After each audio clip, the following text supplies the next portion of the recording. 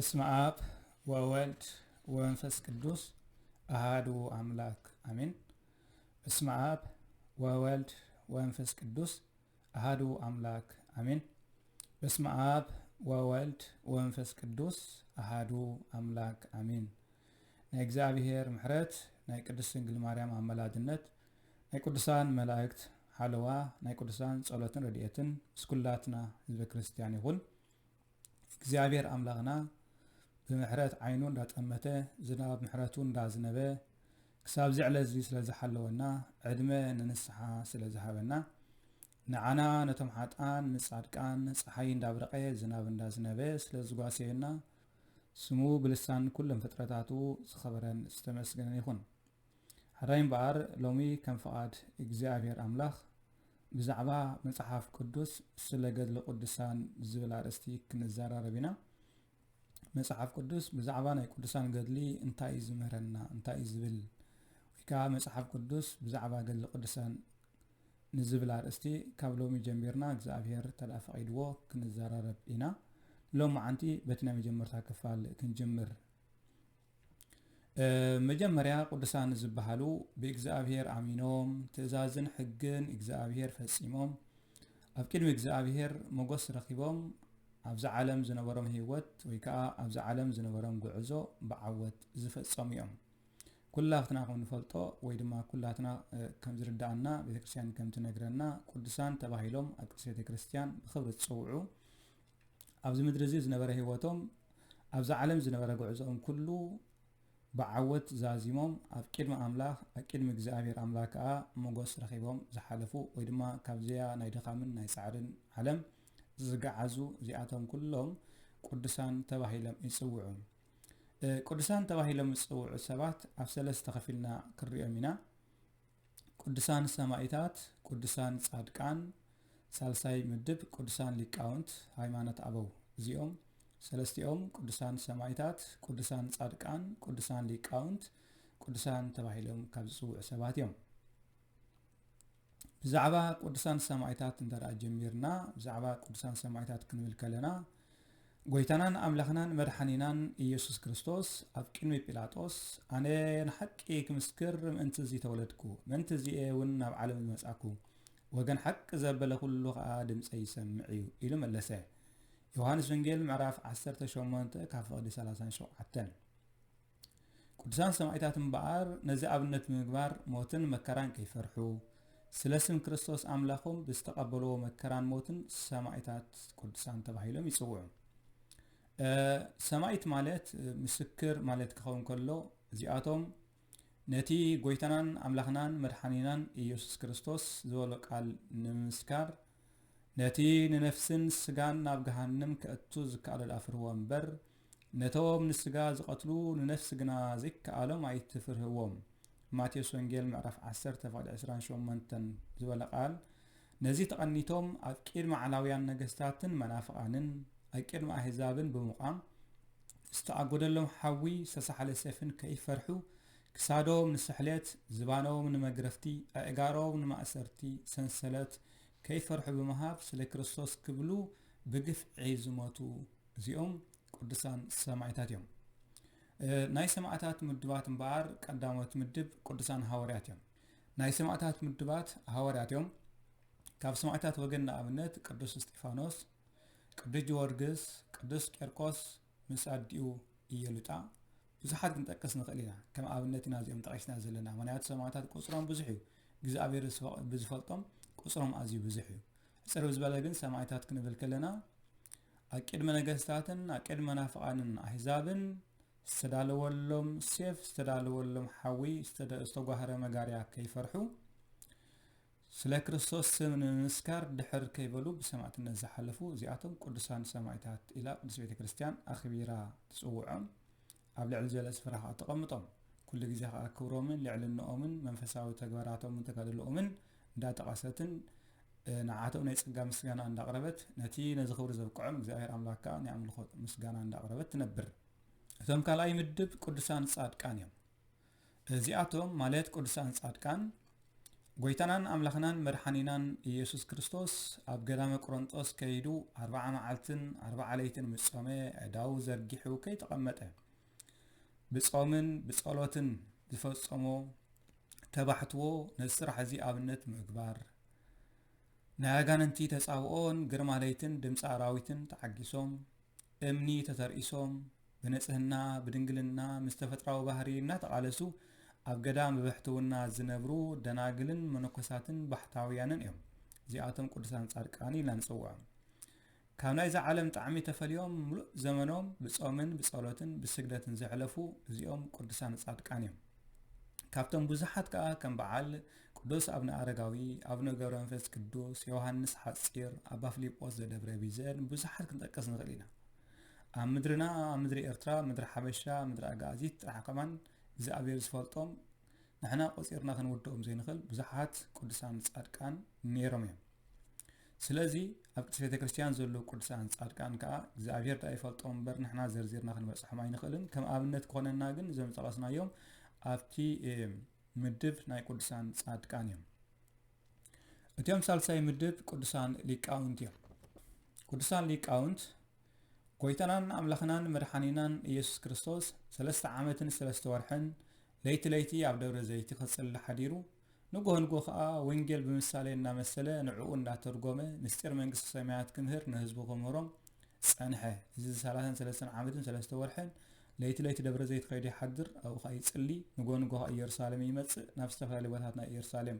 ናይ ምድሪ እስራኤል እናተዘዋወረ ከዓ ብዛዕባ ብስራት ወንጌል ብምሳሌን ትርጉምን ምስጢርን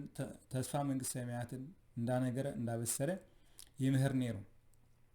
ቅዱሳን ሊቃውንቱን ነዚ ናይ ኣምላኾም ናይ ጎይታና ናይ ኣምላኽና ናይ መድኃኒና ናይ ኢየሱስ ክርስቶስ ምምሃር ኣብነት ምግባር ወፂኦም ወሪዶም ደኺምና ሰልኪና ከይበሉ ንዘይተመሰለ እንዳመሰሉ ንዝተመሰለ እንዳተርጎሙ ሙሉእ ዘመኖም ቅዱሳት መጻሕፍት ኣብ ምምሃርን ብዛዕባ ቅዱሳን መጻሕፍት ኣብ ምትርጓምን ኣብ መጽሓፍን መንፈስ ቅዱስ ተመሪሖም ቅዱሳት መጻሕፍት ኣብ መጽሓፍ ቅዱሳት መጻሕፍት ኣብ ምትርጓም ንህዝቢ ኣብ ምምሃር ዝተሰሓሓቱ ቃል ሒዞም ንዝተላዕሉ መናፍቃን ጉባኤ እናሰርዑ ረትዐ ቃል እንዳውፅኡ ተኸራኺሮም ረቲዖም ስርዓትን ሃይማኖትን ንኸይፋለስ ንምእመናን ብትጋህ ዝመሃሩ እዚኦም ከዓ ቅዱሳን ሊቃውንቲ ኢልና ንጽውዖም። መንፈስ ቅዱስ ብዝረድኦም መጠን ቅዱሳን መጻሕፍት እናጸሓፉ ቅዱሳን መጻሕፍት እንዳተርጎሙ ጎይታናን ኣምላኽናን መድኃኒናን ኢየሱስ ክርስቶስ ብዘርኣዩ ኣብነት መሰረት ለይቲ ለይቲ ደብረ ዘይት ከይዱ ይጽሊ ከም ዝነበረ እንዳጸለዩ ንጎ ናብ ህዝቢ መጽኡ ወንጌል ይምህር ከም ዝነበረ ከዓ ደይቦምን ወሪዶምን ደኺሞም ጽዒሮም ስልኪና ደኺምና ጸሚና ጠሚና ከይበሉ ብስራት ወንጌልን ተስፋ መንግስቲ ሰማያትን ዝምህሩ ዝነበሩ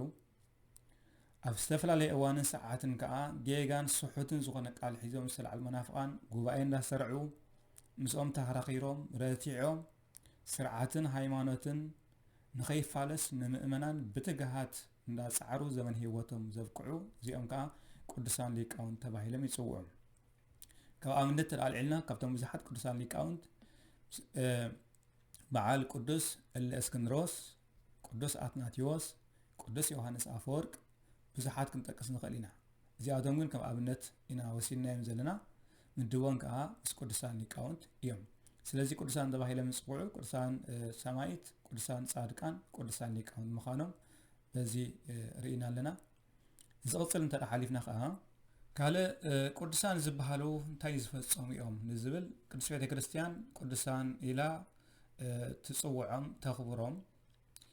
ነቲ ዘኽበሮም እግዚአብሔር ነቲ ጸጋ ዝዓደሎም እግዚአብሔር ነቲ መጎስ ዝሃቦም ልዕል ዘበሎም ሓይሊ ዝሃቦም እግዚአብሔር ናይ ኣምልኾ ምስጋና እንዳመስገነት ነቶም ስራሕ እግዚአብሔር ግብሪ እግዚአብሔር ዝተገልጸሎም ንእግዚአብሔር ኣሚኖም ብዙሕ ግዜ ብዙሕ ደኺሞምን ጽዒሮምን ክሳዕታ ክብርቲ ህይወቶም ንሞት ከይተረፈ ዝወፈዩ ቅዱሳን ከዓ ናይ ጸጋ ምስጋና እንዳኽበረት ዝክሮም እንዳገበረት ብስሞም ቅድስት ቤተ ክርስቲያን እንዳሰርሐት ዝተፈላለየ በዓላት እንዳገበረት ዝተፈላለየ ነገር እንዳሰርሐት ቅድስት ቤተ ክርስቲያን ከተኽብሮም እትነብር ቅዱሳን እንታይ ዝፈጸሙ እዮም ተባሂሉ ካብቲ ብዙሕ ዝፈጸምዎ ዝተወሰነ ነጥብታት ክንርኢ ኢና። ቀዳማይ ዘለዎምን ዝነበሮምን ኩሉ ገዲፎም ንኣምላኾም ዝሰዓቡ እዮም። እዚኦም ቅዱሳን ንብሎም ዘለና ዘለዎምን ዝነበሮምን ኩሉ ገዲፎም ንእግዚአብሔር ንጎይታናን ንመድኃኒናን ንኢየሱስ ክርስቶስ ዝሰዓቡ እዮም። بزعبازي لك حوريات قدس بيتروس نقويتنا نعملخنا نمرحينا إيسوس كريستوس إنه كل حديقنا سعبنا كان تختلنا الكان مو انتا إيواغانا بلو قويتنا نعملخنا نمرحينا إيسوس كريستوس كم زخل ملسلو أتوم زسعبكمني ودس بتا حدا الزمن أبزفان كبروز أمت الأوان نسخاتكم دما أب عسرت وكلت زفان إسرائيل تقميتكم نعسرت وكلت نجد إسرائيل كتفردوم إيهم إزي دحرم بالو سلسميلو أبايتي أحوات أحات أبو أبدا ويس بيتي ولود قرهو زحادق كله مئة عد فكرة كبيو نايزل العالم هيواتون كورس إيو كبل ملا سلم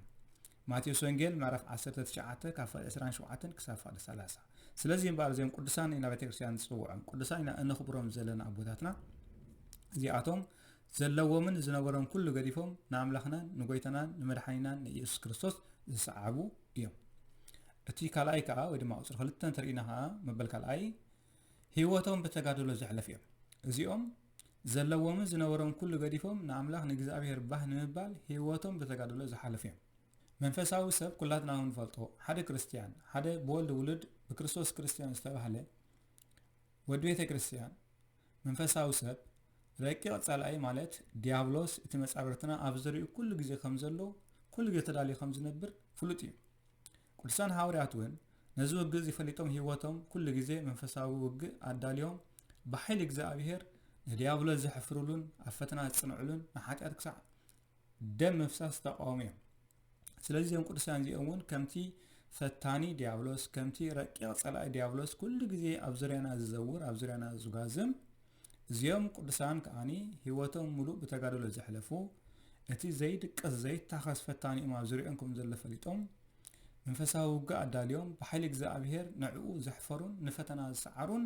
ዚአቶም ቅዱሳን እዮም زعبازي ما ملكيتو برهان عالم قدس باولوس عبراويان معرف 12 كاف قد حدك ساف قد 4 جميرو كم زيبن ما انت زيد حنا دما خندزي زاخلو مساخر كم دمنا كيومنا سلازلو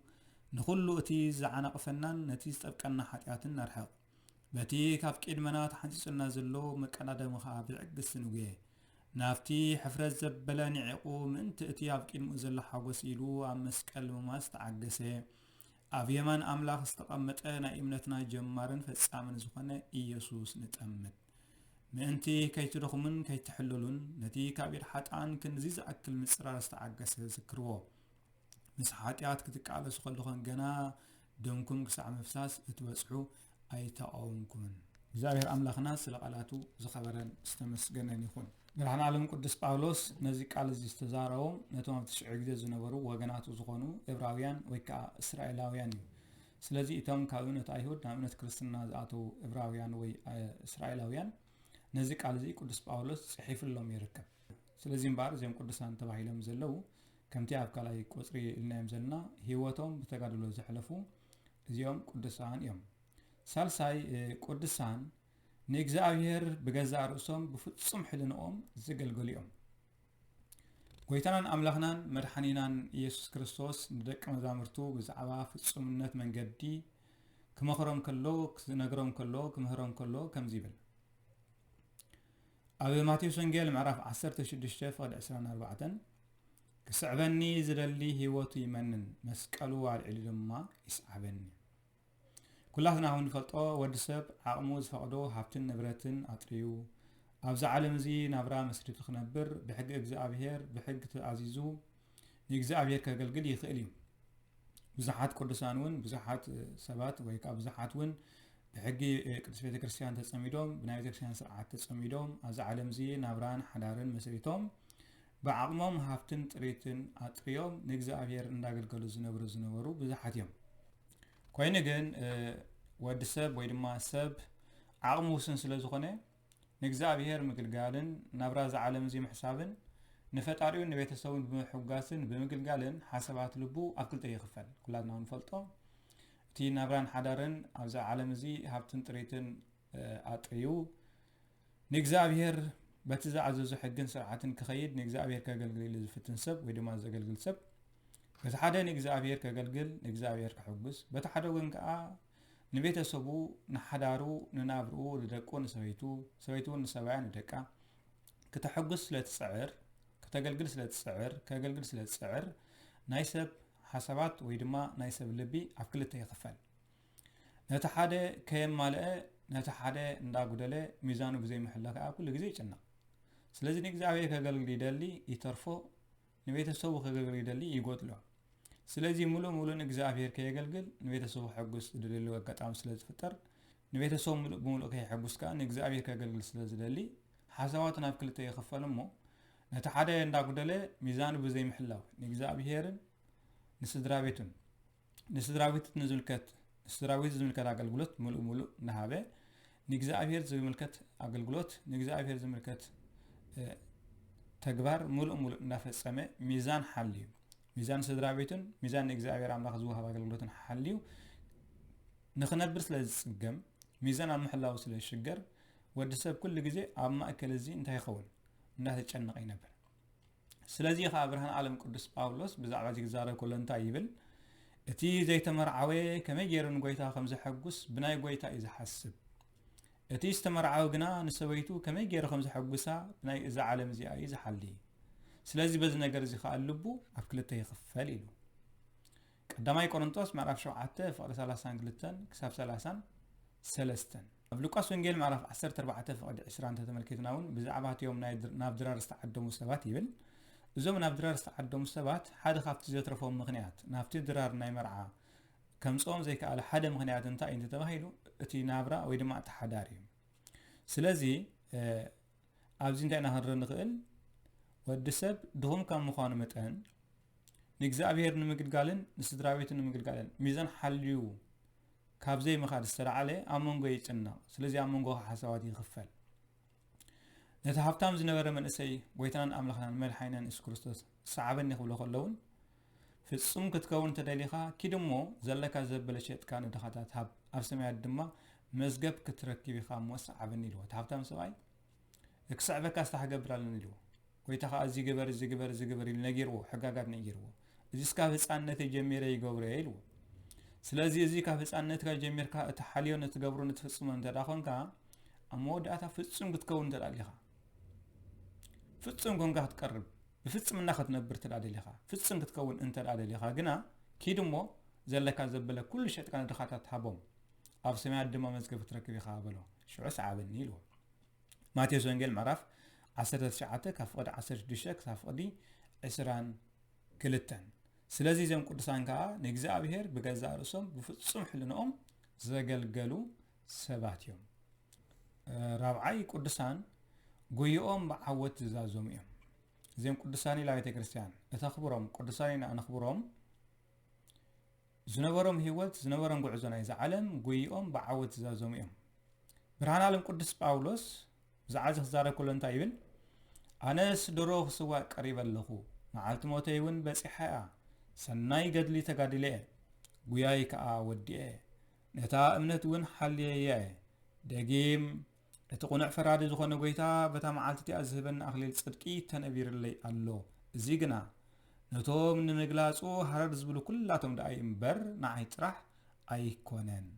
ካልኣይ ጢሞቴዎስ ምዕራፍ 4 ካብ ፍቅዲ 5 ክሳብ ፍቅዲ 8 ብርሃን ዓለም ቅዱስ ጳውሎስ ኩሉ ዝነበሮ ኣብዚ ዓለም እዚ ምእሳሩ መቅጥቃጡ ምግራፉ ብዳርባ እምኒ ምህራሙ ኣብ ባሕሪ መርከብ ምስባሩ ኩሉ ዝረኸቦ ሽግርን መከራን ስለ ወንጌል ስለ ክርስቶስ ክብል ዝበፅሕ መከራ ብሙሉ ምስ ወድአ እንታይ ኢሉ ኣነስ ድሮ ክስዋዕ ቀሪበ ኣለኹ መዓልቲ ሞተይ እውን በፂሐ እያ ሰናይ ገድሊ ተጋድለ እየ ጉያይ ከዓ ወዲአ ነታ እምነት እውን ሓልየ እየ ደጊም እቲ ቁኑዕ ፈራዲ ዝኾነ ጎይታ በታ መዓልቲ እቲኣ ዝህበኒ ኣኽሊል ጽድቂ ተነቢርለይ ኣሎ እዚ ግና ንዓይ ጥራሕ ዘይኮነስ ነቶም ንምግላጹ ሃረር ዝብሉ ኩላቶም ድማ እምበር ንዓይ ንበይነ ጥራሕ ኣይኮነን ኢሉ ከምኡ ከዓ ኣብ ቀዳማይ ቆሮንቶስ ምዕራፍ 9 ካብ ፍቅዲ 24 ክሳብ ፍቅዲ 25 ብርሃን ዓለም ቅዱስ ጳውሎስ ክዛረብ ከሎ እንታይ ይብል ኣብ ሜዳ ቅድድም ኩላቶም ከም ዝጎዩ ነታ ዓስቢ ዓወት ዝወስዳ ግና ሓደ ጥራይ ከም ዝኾነ ዳ ይትፈልጡን ኢኹም ንስኻትኩም እውን ምእንቲ ክትረኽብዋ ከምኡ ገዩ እቲ ዝቃለስ ዘበለ ብኩሉ ገዛ ርእሱ መሊኹ እዩ ዝነብር እዚኣቶም ነቲ ሓዳፍ ኣኽሊል ምእንቲ ክቕበሉ እዮም ንሕና ግና ነቲ ዘይሓልፍ ስለዚ ኣነ ይጎይ ኣለኹ ግና ኸ ከምቲ ዕላማ ዘይብሉ ኣይኮንኩን نخالقوت الناس بكون رأسي زي بوع كينا من تخيكون سبنتي قصعوني جزءون اللخو تايل قدس باولوس أمير قدم كلها تنزقيو قلنا مودا تعاوز وسط حدا ساعتكم كا عاود كتوسط تخونكم قوياكم بعاود كزازم تخينو قويايو أنا يقوي اللخو أنا يمهر اللخو أنا يسعر اللخو يدكم بزح نقر يقبر اللخو بزح نقر يبسحن له بزح مكان وردتن كا يركب اللخو قلنا يقوي اللخو كوي خلخو قنا بزي علامة يكون جزء جزء لو علامة لني تعلامة كأن خلوت ندافع عفو نخلوت بقعات نلاقي خلقو نجزار سي زي بقع متان كيكون نرأسي نسبنتي يقصعو نسبنتي كا يجزء اللخو سبنتي نداقزعو سبنتي نداقزعو يقوي اللخو تقويا خا بزي علامة يكون بعلامة إز جزء اللخو نخلوت بقعات غير نجزار سي بقع خلين متان كركبيه كبل قدس باولوس هكذا يقولون معرف تشعته كفر 4 كفر 5 بزعبان فساو قيا بزعبان كريستيانو قيا بزعبان عاوز بصح قيا عوتنا مركب زقبر قيا زقبر صعري زقبر دخام انتاي مخانو بزغيرو قلص غيرا قميطنا لهم ابزي تقصنا معرف قدس باولوس انتاي نيرو اتي زقال زبله بكله بجزا رسو مليخ يزنبر يلو بزي مخنيات مبار قدسان اف كل تغادلوم نجزا رسوم مليخهم زنور يوم كم تقدس باولوس نخالوت بقعتنا قبر كخلقو نخالوت ونجيلنا مهاركو نخالوت منفساو مقدين ناستا مهاركو نابقعتنا دامس او خلقو بقعتنا قبر كون كلو انا نبع علي زي بقع متان كيكون كم غينا من كيركب نجزا رسي نسبنتي يقصعون يجزون على لوخن زبله قدسان لكام تباولو زبلو قدسان كا كل سكادلኦም نجزا رسوم مليخوم نجزا رسوم نقصعو زنبرو اب منفساو هيوتهم اب غعزኦም أفتي كريستيانا وجويهم كأف الصوان كوينهم استرخويهم. يتشان كلاتنا كمن فتو في الليلومي سلا محبراوي مرخبيتات ويدماناي ماس ميديا أقلبلوت سفيح كم مقانمتن. أب عالم زلو ناي ماراتون وددري يخون يستفل عليه وددراني عالم كل جزء أف ساعتنا بجزئين بس حنا تاي كم زلو نفلتنا. سلزي بزحات ويتي أب كده ماراتون كأمنت الأوسينا بحباريم زبجسو بحباريم زقويو. مودعتا جن كلها تما يكون نتناي مودعتا مسمر ويكان يتناي عوض مسمر حليفهم تشلمتي أخلي الزخونو ويدما تشلمتي وانجا ويدما تشلمتي نهاية شعر سدالو شلما الزخونو سلازي كلهم بحنساب جميرهم بحنساب زغويو نقرقنا مودعتا زعوت ويكان مودعتا قدامي كاين زوات حدي كنت قدس باول الزبله سلازي مبار بزحات ويتي قدم ماراثون بحبار نقدر كم جمرو مس قدسان هاوريات كابت مع 10 يهودا ندحر تمليسيو مسبع القدس تيموثاوس مسبع القدس ماركوس مسبع القدس لوقاس دنبره ديماس دما ابت سلنكه ازيوم سوازياتهم تسعيرهم دحر تمليسهم كافت زنبر ماراثون تاريفهم كافت زنبر قعزه هوت كريستيانو غيا كريستيانو صعري اهل العوت زوهب منفساو غيا منفساوي مقددام كان منفساو غيا زنبره زن سوازياتهم دحر تاريفهم حوارياتن اردتن كاب عوت زوصلون كبر زرخبلن اخليس تشلمول المنجدي ازي منفساو عزازي قدسان سغرو زي كريستيانو غياي سلازي كم تقدس باولوس زبلو سبات اخليل نمركاب شلمات نمركاب بحبر كم زغوي غرام مودات حدا كم زعوت بجوابن سرعتن غرامن كا زغوي ساعتكم كا تعوت دليخون غياي سلازي كم غوي خلنا خا ويدما قدسان كغوي خلو كمتي يهودا كاب حوارات استرفه كم خا ديماس كاب ارد استرفه متراف كاب تعوت زي مركاب متان كيغاطم قدس باولوس انتايلو انا يغوي له غنا بزي علامه يكون نخالوت اندابقعو نغزا رسي زي وقع كوين متان كيركب نسبنتي يقصعون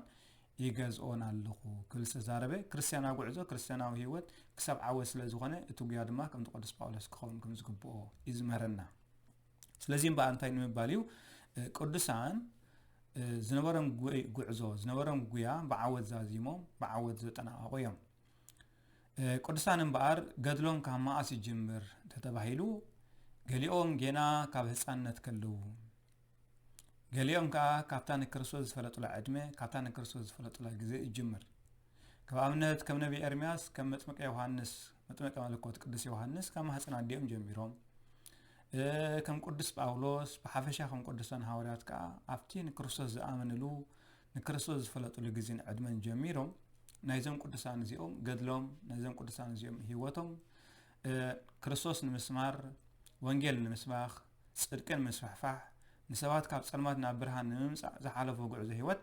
ወይ ድማ ገድሎም ይጽሓፍ። ስለዚህ እምበኣር ናይ ቅዱሳን እምበኣር ገድሎም ካብ መዓስ ይጅምር ተባሂሉ ገሊኦም ገና ካብ ህፃንነቶም ክኾን ከሎ ገሊኦም ከዓ ካብታ ንክርስቶስ ዝፈለጡላ ግዜን ሰዓትን ወይ ከዓ ዕድመን ዝጅምር ንእግዚአብሔር አሚኖም ሰናይ ገድል ዝተጋደሉ እግዚአብሔር ዝፈልጦም ብዙሓት እዮም። ስለዚህ እምበኣር ብሓፈሻ እቶም ቅዱሳን ኢና ንጽውዖም ቤተክርስትያን ቅዱሳን ኢላ እትጽውዖም ገና በህፃንነቶም ዝተሓርዩ ገና ካብ ህፃንነቶም ጀሚሮም ብዛዕባ ገድሎምን መንፈሳዊ ዕዮኦምን መንፈሳዊ አገልግሎቶምን ይጽሓፋሉ። ገለ እውን ከም ሐዋርያት ኣብ ዝተፈላለዩ ዕድመን ኣብ ዝተፈላለዩ ደረጃን ከለው ንክርስቶስ ዝፈለጡሉ ሰዓትን ግዜን ስለ ወንጌል ኢሎም ዝደኸምዎ ድኻም ዝተጓዓዝዎ ጉዕዞ